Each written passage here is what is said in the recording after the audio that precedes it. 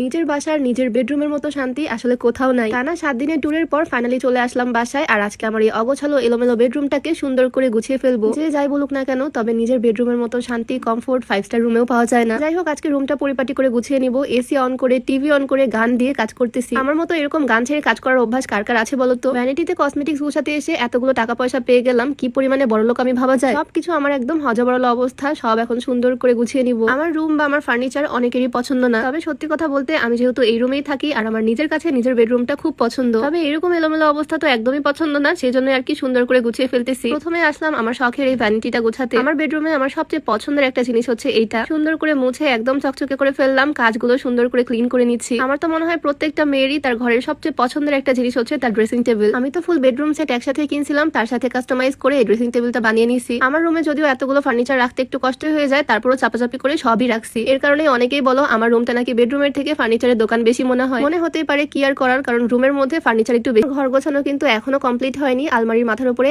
এতগুলো হাবিজাবি। এই প্যাকেটটা খুলতেই দেখি এটার মধ্যে আবার নতুন জার্সি। এইবার ওয়ার্ল্ড কাপের আগে অনেকগুলো নতুন নতুন জার্সি কিনছি নিজের জন্য। তোমরা অনেকেই জানো আমি আর্জেন্টিনার ফ্যান, সেজন্য আর্জেন্টিনার জার্সি আমার থাকবে, এটা তো খুবই স্বাভাবিক। এই যে আমার আর্জেন্টিনার জার্সি গুলো, এবার তো ইরানের জার্সিও কিনছি। মুসলিম কান্ট্রি হিসেবে ইরানকে সাপোর্ট করতেছি। আরেকটা জার্সি নিছি এবার, সেটা হচ্ছে জার্মানির। তোমরা তো জানো তোমাদের ভাইয়া ব্রাজিল সাপোর্ট করে, ওকে যতবারই আমি খেপাতে যাই ততবারই সে বলে জার্মানি নাকি আমাদের আব্বু লাগে। সেজন্য আর কি আব্বু টিমের জার্সিটাও কিনে ফেললাম। আব্বার দলের জার্সি পরেই এখন তার সাথে ঝগড়া করবো। তবে যাই হোক না কেন, ফিফার টাইমে এই ছোট ছোট ঝগড়া তর্ক এগুলো কিন্তু ভালোই লাগে। এগুলোই হচ্ছে ফিফার আসল মজা। আমার নতুন নতুন জার্সি গুলো সুন্দর করে ভাঁজ করে আলমারিতে রেখে দিলাম। আর আমার অগোছালো খাটে নতুন বেডশিট বিছিয়ে সুন্দর করে গুছিয়ে নিলাম। সাদামাটা টাইপের বিছানার চাদরই আমার বেশি পছন্দের। এই সুন্দর বেডশিটটা বিছিয়ে নিলাম। আর আমাদের দুজনের দুইটা কোলবালিশ গুলো খুব কিউট না বলো? আমার এত বড় বিছানায় আমার এই টেডিটার জায়গাই হয় না, সেজন্য ওকে ফ্লোরেই রাখি। টিভি ক্যাবিনেটের ব্যাগগুলো মুছে মুছে আবার সুন্দর করে সাজিয়ে ফেললাম। এতটুকু কাজ করতে আমার ঘন্টা পার হয়ে গেছে। সবার লাস্টে সুন্দর করে ফ্লোরটা ঝাড় দিয়ে নিচ্ছি। আর এই হচ্ছে গোছগাছের পর আমার রুমের ফাইনাল লুক। গোছানো রুমে থাকলে মনটাও ভালো লাগে, এখন তো ঘুমটাও শান্তির হবে। যাই হোক, তোমরা সবাই ভালো থাকো, সুস্থ থাকো। আজকের ভিডিও এখানেই শেষ করছি। সবাইকে আল্লাহ হাফেজ, আসসালামু আলাইকুম। আমার ঘর গোছানো কিন্তু এখনো কমপ্লিট হয়নি। আলমারির মাথার উপরে